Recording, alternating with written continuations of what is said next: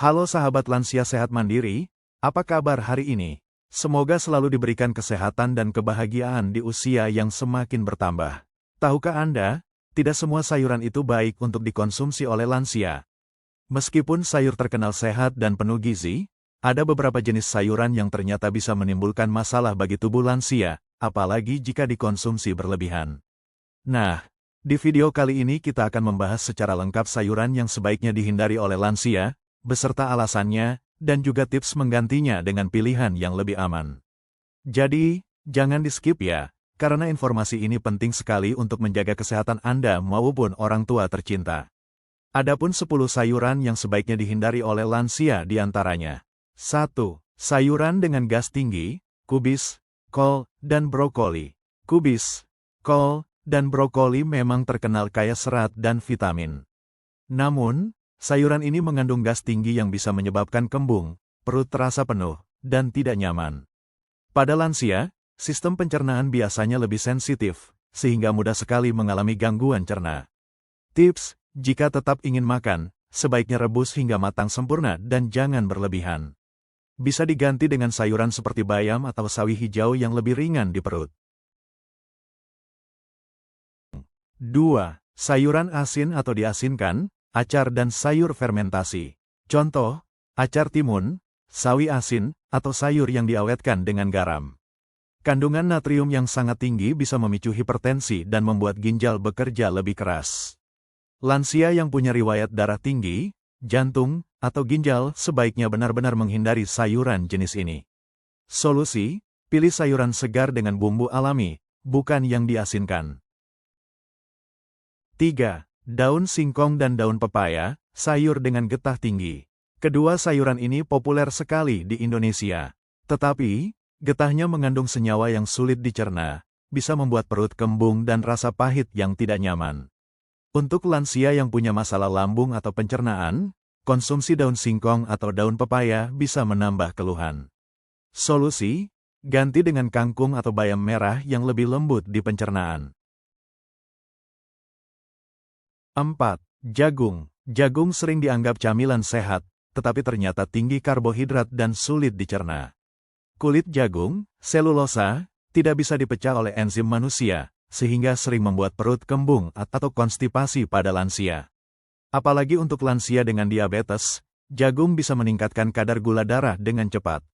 Solusi, batasi konsumsi jagung rebus atau bakar, dan pilih sumber karbohidrat lain seperti ubi rebus atau kentang kukus.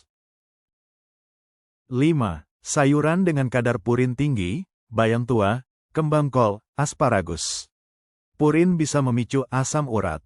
Bayam sebenarnya sehat, tapi jika sudah tua kandungan purinnya lebih tinggi.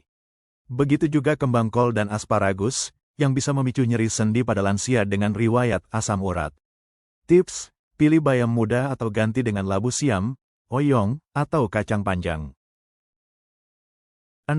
Terong. Terong memiliki rasa enak dan sering jadi lalapan. Namun, terong mengandung solanin, senyawa alami yang bisa menimbulkan rasa tidak nyaman pada pencernaan. Pada sebagian lansia, terong juga bisa memperburuk nyeri sendi jika dikonsumsi berlebihan. Solusi, kalau ingin tetap makan, olah dengan cara dipanggang atau direbus, bukan digoreng.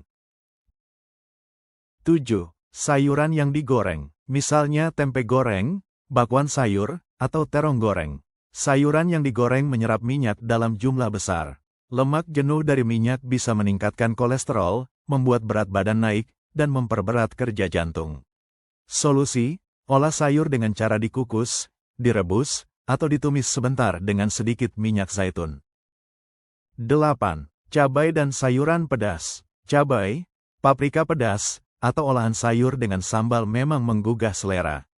Tapi pada lansia, makanan pedas bisa menyebabkan iritasi lambung, diare, hingga memperburuk wasir. Jika dikonsumsi terlalu sering, bisa mengganggu kualitas tidur karena rasa panas di perut. Solusi, gunakan rempah alami lain untuk menambah rasa, seperti jahe atau kunyit. 9. Sayuran mentah. Lalapan mentah seperti timun, selada, atau kemangi memang segar. Tetapi bagi lansia, sayuran mentah lebih berisiko karena mungkin masih ada kuman atau pestisida. Sistem imun lansia biasanya menurun, sehingga lebih mudah terkena infeksi pencernaan. Tips, pilih sayur matang, atau jika tetap ingin lalapan, pastikan dicuci bersih dengan air mengalir. 10. Sayuran kalengan. Contoh, jagung kaleng, buncis kaleng, atau sup sayur instan. Umumnya diberi tambahan pengawet, garam, dan gula. Kandungan nutrisinya lebih rendah dibanding sayuran segar, sementara natriumnya sangat tinggi. Jika dikonsumsi sering, bisa meningkatkan risiko hipertensi, stroke, dan gangguan ginjal. Solusi, selalu utamakan sayur segar dari pasar atau kebun sendiri. Sahabat sehat, setelah kita bahas satu persatu jenis sayuran yang sebaiknya dihindari oleh lansia, tentu kita jadi lebih paham bahwa makanan yang tampak sederhana ternyata bisa membawa dampak besar pada kesehatan tubuh di usia lanjut. Usia senja adalah masa yang sangat berharga. Disinilah kita ingin menikmati waktu bersama keluarga, bercengkerama dengan anak cucu, dan tetap bisa beraktivitas tanpa terlalu banyak gangguan penyakit. Namun sayangnya, banyak orang yang sering menganggap remeh hal kecil seperti pilihan sayuran. Padahal, dari yang kita makan sehari-hari itulah kualitas kesehatan tubuh sangat ditentukan. Kalau salah memilih, bisa jadi tubuh cepat lelah, perut sering kembung, asam urat kambuh, atau tekanan darah naik. Bahkan, pola makan yang salah dalam jangka panjang dapat memperberat kerja organ penting seperti jantung, ginjal, dan hati. Kabar baiknya, kita masih bisa melakukan banyak langkah bijak. Tidak semua sayuran berbahaya, justru sebagian besar sangat bermanfaat asalkan diolah dengan cara yang tepat dan dikonsumsi dalam jumlah yang sesuai. Misalnya, dengan mengganti sayuran yang tinggi purin dengan sayuran rendah purin, memilih yang segar daripada yang diawetkan, atau mengolahnya dengan cara direbus dan dikukus daripada digoreng. Selain itu, penting juga untuk memperhatikan cara mengombinasikan sayuran dengan sumber makanan lain. Jangan lupa, lansia membutuhkan asupan protein yang cukup untuk menjaga massa otot, kalsium untuk tulang, dan cairan agar tidak dehidrasi. Jadi, sajikan sayur dengan lauk sehat seperti ikan, tahu, tempe, serta buah-buahan segar sebagai pelengkap. Hal lain yang perlu diingat adalah soal porsi. Lansia seringkali sulit mencerna makanan dalam jumlah besar sekaligus. Maka lebih baik makan dengan porsi kecil tapi sering. Dengan begitu, tubuh tetap mendapat nutrisi yang cukup tanpa harus bekerja terlalu keras.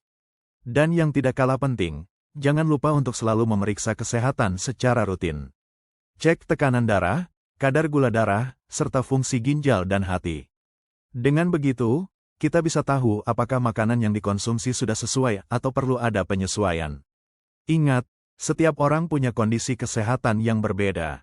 Jadi, meskipun ada daftar sayuran yang sebaiknya dihindari, sebaiknya selalu diskusikan juga dengan dokter atau ahli gizi. Sahabat sehat, menjaga pola makan untuk lansia bukan berarti membatasi kebahagiaan. Justru sebaliknya, dengan makanan yang tepat, tubuh akan lebih sehat, pikiran lebih tenang, dan hari-hari terasa lebih menyenangkan. Bayangkan betapa indahnya bisa tetap bugar di usia senja, ikut bermain bersama cucu, bercocok tanam, atau sekadar jalan-jalan sore tanpa keluhan berarti. Semua itu bisa kita raih jika kita peduli sejak sekarang. Nah, bagaimana dengan Anda? Dari semua sayuran yang tadi sudah disebutkan, manakah yang paling sering Anda konsumsi? Apakah ada yang sulit dihindari? Tulis di kolom komentar ya, supaya kita bisa saling berbagi pengalaman. Jangan lupa juga untuk selalu like, share, dan subscribe channel ini agar semakin banyak orang yang mendapat manfaat dari informasi ini. Setiap dukungan dari Anda sangat berarti untuk perkembangan channel ini, dan tentu saja bisa menjadi sarana berbagi kebaikan bagi banyak orang, terutama para orang tua yang ingin tetap sehat dan bahagia di usia senja. Ingat, sehat itu bukan hanya soal umur panjang, tapi juga tentang bagaimana kita bisa menikmati setiap momen kehidupan dengan penuh semangat dan kebahagiaan. Mari kita rawat tubuh kita dengan bijak memilih makanan, menjaga pola hidup, dan tetap berpikir positif. Sampai jumpa di video berikutnya, sahabat sehat. Semoga kita semua selalu diberikan kesehatan, umur yang barokah, dan kebahagiaan bersama keluarga tercinta. Salam sehat dan bahagia.